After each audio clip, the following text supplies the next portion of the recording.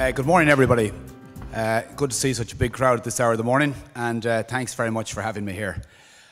I suppose when I was penning a few words for this, I thought it was kind of ironic to be talking about the marketing success of Leinster Rugby in a week when one of our prize assets has walked out to Racing Metro. And in recent weeks, I suppose we've been doing a lot of strategizing, and I suppose when you're in a good position, as we are at the moment, it's a time to kind of look at yourselves and really have an in-depth look to find out where you can improve or what pitfalls could befall you. And I suppose something that we've always talked about was one of our iconic players moving away, and unfortunately it's happened. And despite all the strategizing, we don't have a ready-made solution for these sort of problems. But I suppose last year I came home from the Heineken Cup final in where was it? In London, and feeling particularly good about myself. The following morning I woke up nursing a small hangover, and I looked around at my wife and I said to her, geez, I said, in your wildest dreams, I said, did you ever think I'd be chief executive when Leinster would win the Heineken Cup 3 out of 4 years? And she just looked at me and said, Mick, you don't feature in my wildest dreams. No. So that was a reality check. But I suppose about myself, I was in the property business in the 70s. I think if you think you saw a recession, you're seeing a recession now, you should have seen it then. I moved into stockbroking in about 82, and I've been with Leinster since the end of 01, early 02. It's been an interesting journey. I came from a background, I suppose, of in property and stockbroking, which was very much a business about yourself, about sales, about targets, and about making money. And I suppose in my sporting life, when I say sporting life, that's probably a slight exaggeration. I played a bit of sport, but I was involved in a rugby club in Lansdowne, and I was very involved in the playing. Then I became involved in administration and coaching and management and so forth. And I got the job as CEO of Leinster Rugby. And to say that it was chalk and cheese, or that I was unprepared for it, would be a serious understatement, in the sense that this is a 24/7 business, and the rugby club that I'd been involved in was very much do it on your own terms, and it was a voluntary organisation. So that was my background. We moved, and I moved to Leinster Rugby. I suppose before we get to where we want to get to today, I suppose we need to look back at the history and where this thing has come from and how it's evolved a bit. I suppose I would think that there's maybe 3 eras of Leinster Rugby.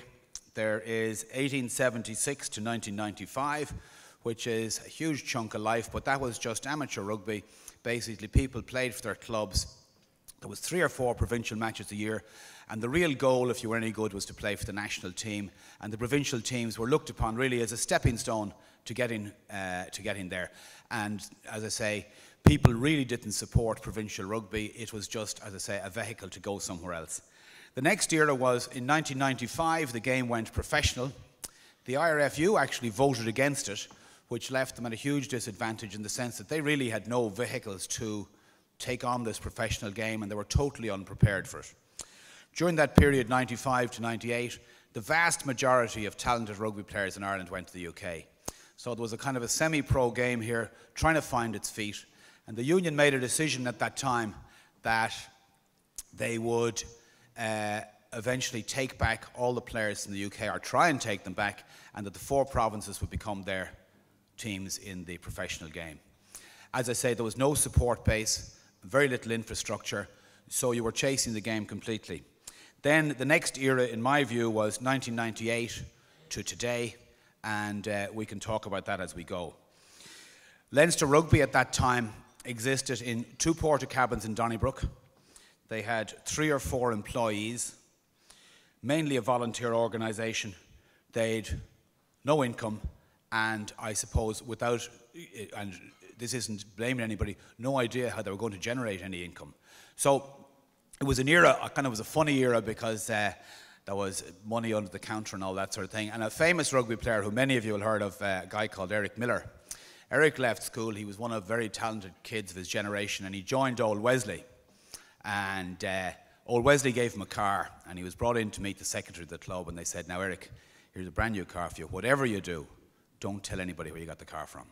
Okay, that's fine, Sir Eric. So Eric's out with his mates on Saturday night. He's driving around a brand new car. He's 18 years of age, and one of his mates said, "Geez, Eric, where'd you get the car?" "I don't know," he said. So today, what we have in Leinster, if you look back, we've 145 employees. We've state-of-the-art facilities in UCD.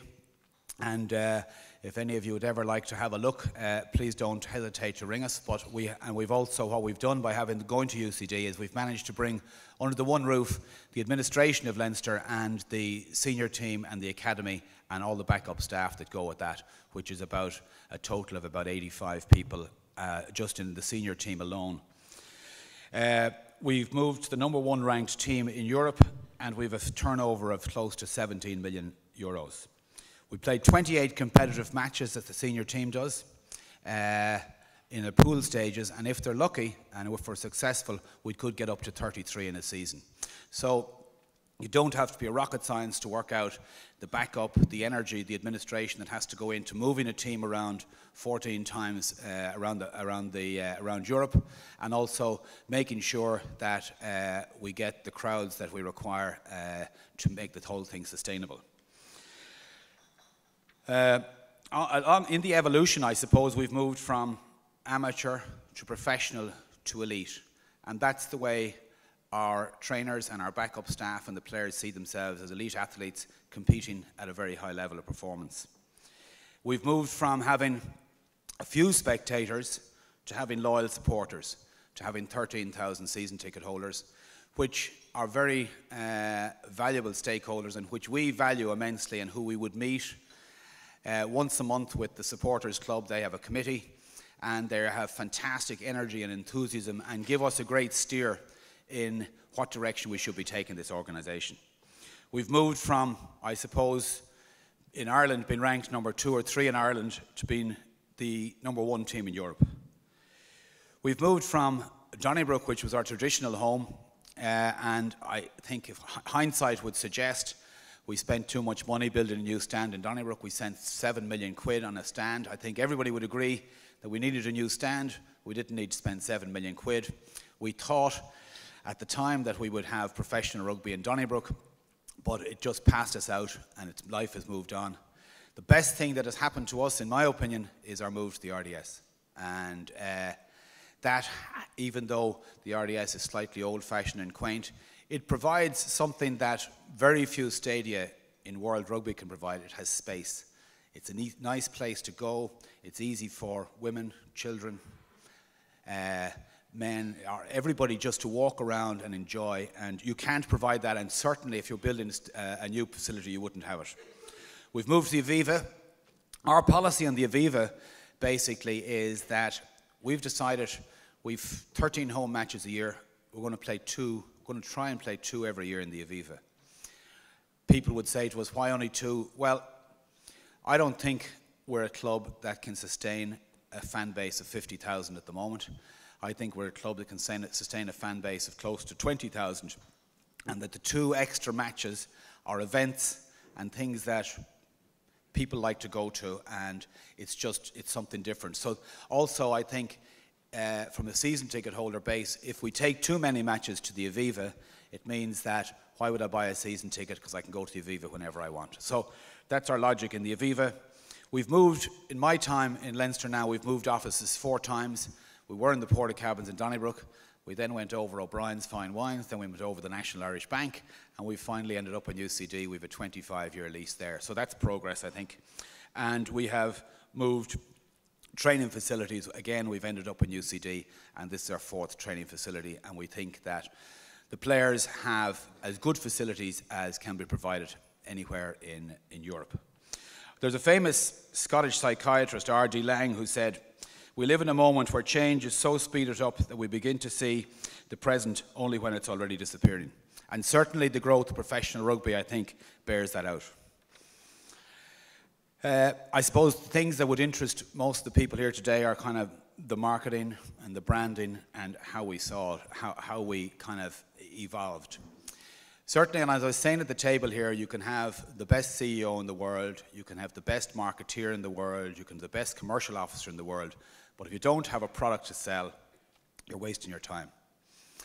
I would think that we, as an organisation, have been tremendously lucky to have hit upon a golden generation of Leinster Rugby players, and also to have the financial clout to be able to bring in superstars from overseas, Felipe Contepomi, Rocky Elsom, Issa Nasiwa, to name but a few. So that is a combination of what you can sell. Then the person, in my opinion, who's the most important person in our organisation is the head coach. And in the early days, we went through a number of coaches, and I suppose we didn't think things out as well as we have done in the past. And 9 years ago, I think it was, in season 05-06, Michael Cheika came into our organisation. He spent 5 seasons there. And those of you who are interested in rugby and the history of Leinster Rugby, it'll certainly treat Michael very well. He had an energy, a drive, an enthusiasm, and an anger. And like all fellas in that, he was a very difficult man to work with. When my phone would ring, I go, oh, Jesus, he'd nearly leap off the table at you. But he had a fantastic way. He put a heart and soul into the club, and then I think Joe Schmidt has probably refined that product. But in the early days, as I say, we were chasing the game. First of all, we were trying to get the players fit up to professional level. They had come from an amateur era, and to be competitive on the pitch. And in the old days in Donnybrook, there was no seat numbers in the stands. There was a great buzz, all right, but you could have a stand ticket and they tell you it's full. There was no season ticket holders. With a couple of one-off successes in terms of filling stadia, back in 02-03, we got full houses in Lansdowne Road for Biarritz and Perpignan, which was fantastic, but it was one-offs, and we hadn't really strategized it. In about 03-04, we were looking at strategic review, and we decided we needed a commercial manager. We needed to change our logo. Our logo had been the Leinster Harp, which is you see on government paper, you see on Guinness's have it, and it's a generic logo, and really anybody can use it. So we changed the logo to make sure that our gear, we owned the logo and nobody else could produce it. In those days, I think it was looked upon as a little arrogant because nobody was buying our gear. Today, we are now selling north of 30,000 jerseys a year, and it's very important that we own that logo. As I say, we brought in Michael Cheika. I've mentioned the players, the RDS. We also had a long look at ourselves in relation to who do we want to go to our matches. I suppose the traditional demographic of people who went to rugby matches was male, and I suppose in their 40s and 50s were the people who went, and it was mainly through the club system. There wasn't, and the matches they went to, the only matches that got crowds were international rugby matches, and the Irish team was the only brand in the country. Nobody else owned anything. So we actually thought that we would actually like to change that, and we took advice, and the one thing we were told was through someone in the rugby league business in the UK was that the family was the way to go, and that has proved hugely successful for us. You hear fellas say, God, I went home and I was just looking to put the feet up, and my 10 and 11-year-old said, listen, Dad, we're off the RDS. So that has helped us enormously. And I think if you see the number of kids that wear the gear and togged out, and everybody who goes to the RDS is now happy to identify and proud to identify and wear the gear. We also tried to make every match an event. So in other words, if you came along to a Leinster match, win, lose or draw, you had a good day. You could have a few pints, kids could run around the place, your wife could enjoy herself, or she even enjoy herself more if she was still at home and that you know that the kids and the husband are out. But it was all about making it an event. We had a big event called The Last Stand, which was the closing of the Lansdowne Road. Then we developed these themes for the Munster match, like the Fever and the Aviva, and the Christmas Cracktacular. So you want people to go and to enjoy themselves, and as I say, whether they win, lose or draw, they've had a good day. Seminal moments, I suppose, in the evolution of the Leinster brand on the pitch. As I say, we had a couple of big days, Biarritz and Perpignan. We played Leicester in Lansdowne Road, we got hammered. We played Toulouse away, I think, which was iconic in a lot of people who became Leinster supporters. There was a style of rugby that day, it wasn't a style that you could say would last, because at that stage we're only evolving, but it was fantastic to watch. And then we got, a couple of weeks later, another huge lesson. We played Munster in Lansdowne Road. we were out-coloured, we were outplayed, we were out everything. And I think Leinster supporters said, we got to do something about this. And I think that the next big thing in our lives was we won a Magners League, and then we played Munster in Croke Park. And I think ever since then, people have been proud to stand with and support Leinster. We've won 3 Heineken Cups. So they're kind of on the pitch that gives you something to shout about and be proud about, and gives you a history. While all this was going on, we were actually doing a big brand study to try and understand ourselves, and a crowd called Genesis did it for us. And it was very wide-ranging, and we took in all our stakeholders. The season ticket holders, I'd say, who had really come up the pecking order in our stakeholders, because traditionally the stakeholders in Leinster Rugby were the clubs and the schools. But that has moved on enormously. But anyway, we spoke to our stakeholders, we spoke to the clubs, the schools, the sponsors, the players, the staff, the volunteers. And a vision for Leinster Rugby was to be the global standard bearer for professional club rugby. Now, by that we mean that, as I said earlier on, the players saw themselves as elite. They were special. They did things in a special way. So if we were to join that party as administrators, we had to make sure that our ticket officer, that our press officer, that the girl in reception, that they all saw themselves as doing things in a special way and were committed to the cause as much as the players. So that's where you're trying to get to, because you can't win the Heineken Cup every year, no matter how good you are. But what you can do is you can be tremendously competitive, and you can give a great, you can produce a good product and give a good service. So that's what we're about at the moment.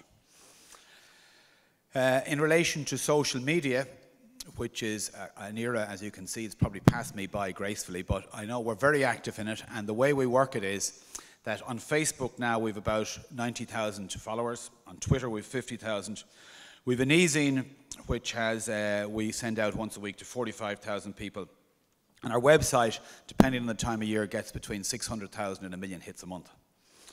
We're working with a website called worldirish.com, which really is to broaden our base and to get in touch with the people, particularly the East Coast of America, London and Australia, where you have a lot of recent emigres who are young people who want to stay in touch with something at home.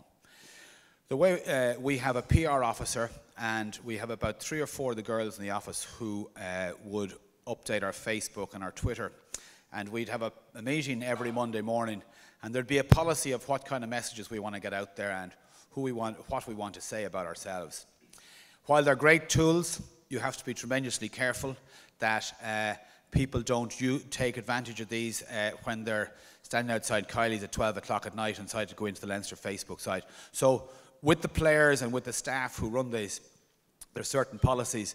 The players, for example, aren't allowed to tweet 24 hours before a game or 24 hours after a game. Suits some of them, others don't like it, but that's how that policy has evolved. I suppose we've moved from being, people have said it over the years, you know, Dublin 4 elite, to kind of South Dublin. It was how people perceived Leinster.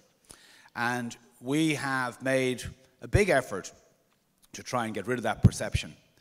At the time, there was an argument that we maybe would, if we called ourselves Dublin, if we could piggyback off the Dubs and so forth, and maybe the Dublin people would really energise towards us. But I think as time has evolved, that would have been short-sighted, and we're now very comfortable with Leinster.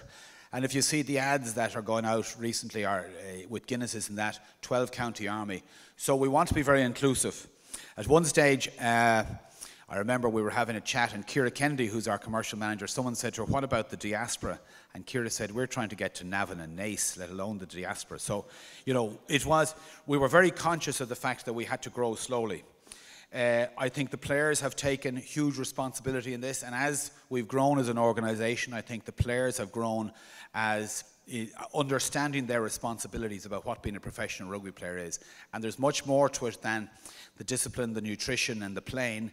In actual fact, the commercial and the social side of things are hugely important to what we do. And they have embraced that. And now you have Gordon Darcy's from Wexford, Leo Cullens from Wicklow, Reggie Corrigan was from Wicklow, Shane Horgan was from Louth. And we have, a lot of them are from outside the province. Also, we take, at the beginning of the season, we would take training camps around the province, and the crowds we've got, we were down in Wexford, Carlow, Wicklow, have been phenomenal during the pre-season, and I think that has helped. Winning a Heineken Cup obviously helps enormously, because while, you know, I suppose a lot of people who live outside Dublin, you know, they believe they're kind of anti-Dublin and that sort of thing, and they're the country against the city boys and so forth. And we had to overcome that when Munster were doing tremendously well. I think there was an earthiness about Munster, and people in Carlow and Kilkenny identified with that. I think since we've won the Heineken Cup a couple of times, and since we have, people can now identify with their province, and I don't think we have an issue in that regard. Already this season, the Heineken Cup has been in, up to now, has been in 257 schools.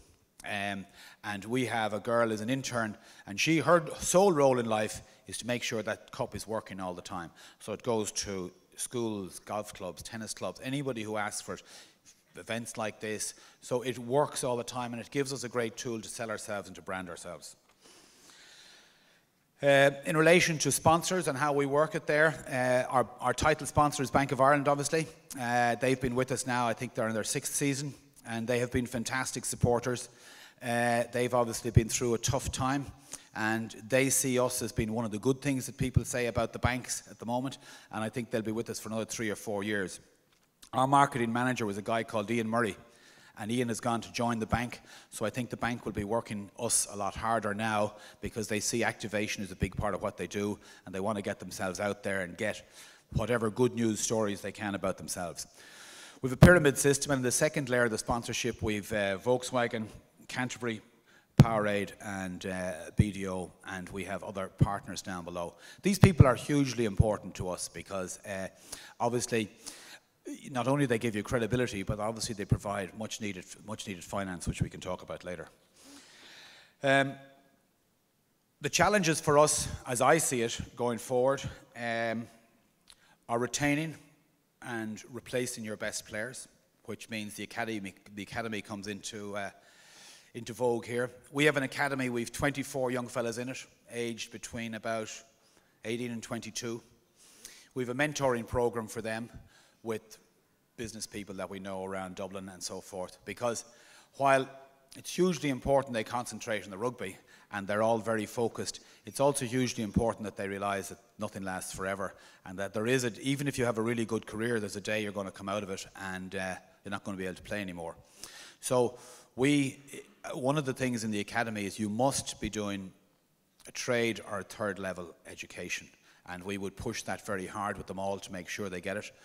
We're also a member of HETAC, which has a dual, I suppose, a dual purpose for us. One is that it gives us focus and it gives the kids credibility, because they get a diploma in rugby from HETAC, which, whilst it's not going to get you a job, but it does add value to any CV, and as we all know, most of us have seen a lot of CVs through the years, and you're looking for things that are a little bit different. And this is different. Also, by HETAC, we're an educational institution, which means that any donations given to the academy can be tax deducted, which is very important for us. So retaining and replacing young players is vital. Quality coaching, I've alluded to already the importance of Michael Check and Joe Smith. Joe will be gone at the end of season 13-14, and already we are scouring the world to get the right type of person to do what we want to do.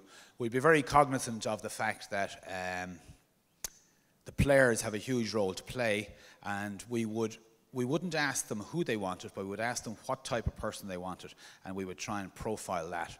Because if the players don't buy into it, particularly the senior players, and we've all seen it, you see it in soccer, you're wasting your time. I've alluded to sponsors again, who are hugely important to what we do.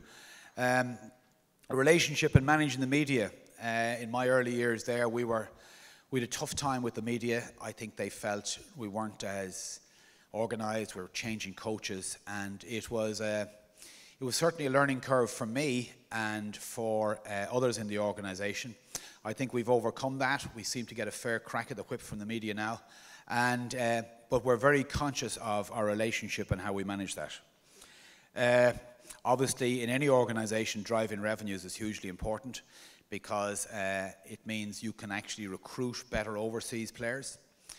In this one, in relation to the Johnny Sexton one and how that actually works, is that the IRFU, as the governing body, is the central contractor of all the players in Ireland, whether they are academy or otherwise.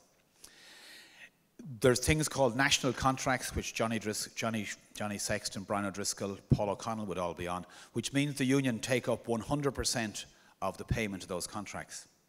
There is then provincial contracts where players like Owen Redden and Leo Cullen are on, which means the union pay a percentage of the salary, which is kind of ironic that we can pay Owen Redden or Leo Cullen as much as we like once we make up the difference over what the union will give us, but we're not allowed to get involved in a negotiation with Johnny Sexton. So it's not a criticism, it's just the way it is, and it's worked very well over the years, but I think we're going to have to look at the whole dynamic of how that works. So revenues are hugely important for us. The redevelopment of the RDS, I see this as something over the next 2 or 3 years which is going to be very vitally important for us, and we're looking at knocking, or the RDS are looking at knocking the Anglesey stand down, and at the moment we're looking for a naming rights partner. I suppose managing people in any organisation where you have 145 people working, relationships and managing people are vitally important, and that's a challenge, an ongoing challenge, because you're dealing with different personalities. Some of the challenges for the head coach, because he's got about 50, the guts of 60 players if you count senior professionals and academy players, and keeping them all happy. They all want to play, so that's a big challenge as well. Relationships, which is something that I would be particularly interested in and keen on. We have to manage relationships with the IRFU, the ERC, Celtic Rugby, all our sponsors, the RDS, UCD, and while some of these are financial relationships, it's very important that you have a good working relationship.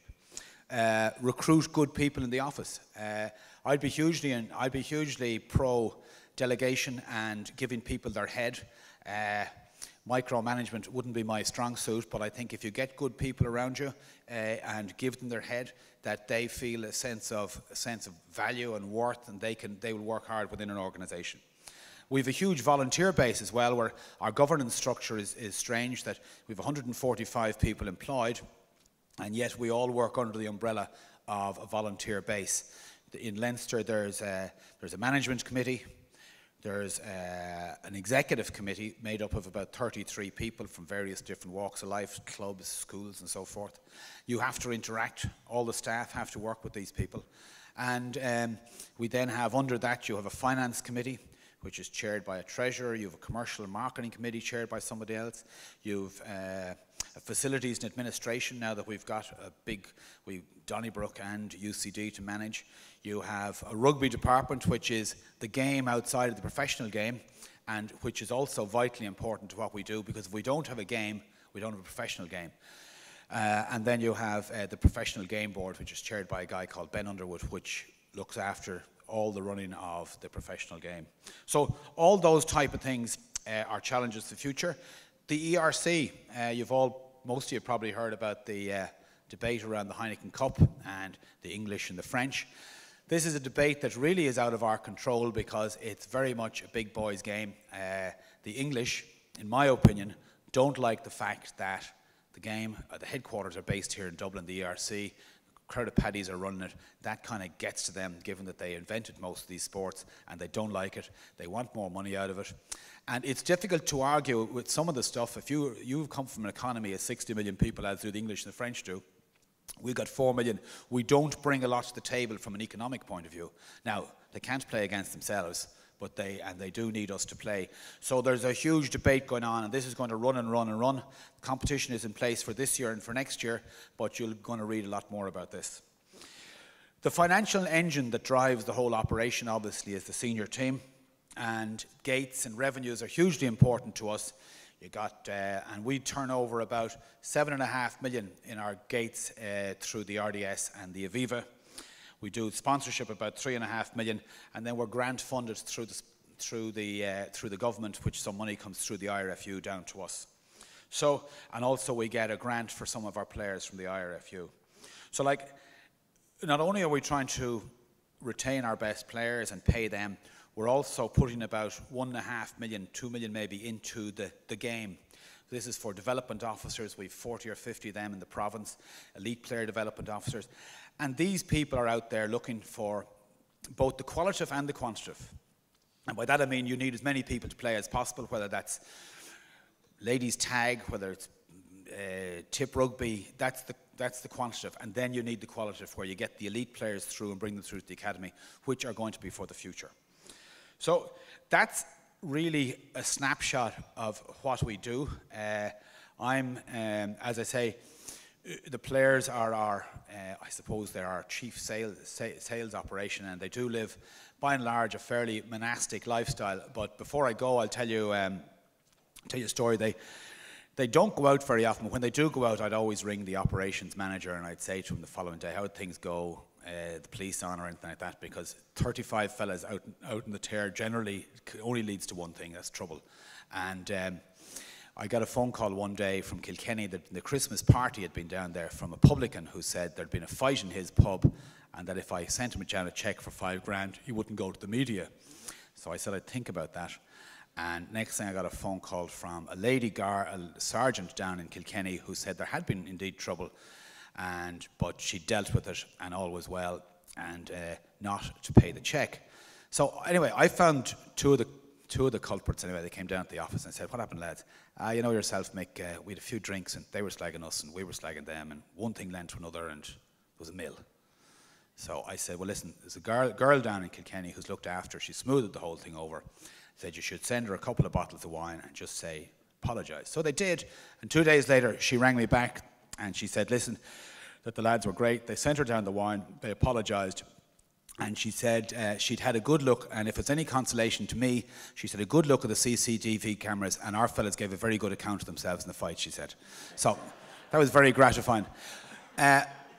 Ladies and gentlemen, thank you for listening to me, and if you have any questions, I'll be delighted to take them. Thank you very much.